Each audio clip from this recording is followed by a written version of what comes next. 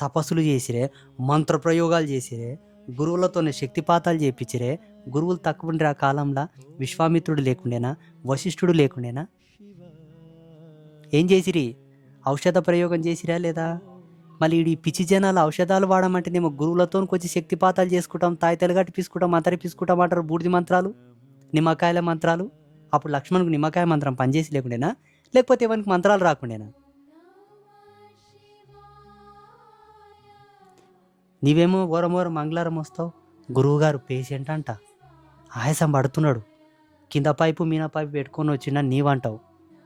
మళ్ళీ అప్పుడు లక్ష్మణునికి ఏమైంది? ఎందుకు మూలికలు తెచ్చిరి? కొంచెం బుద్ధి పెట్టి ఆలోచన చెయ్యి. జనాల గురించి చెప్పాను, నీకు బుద్ధి, నీకు జ్ఞాన వికాసం కావాలని చెప్తున్నా నేను.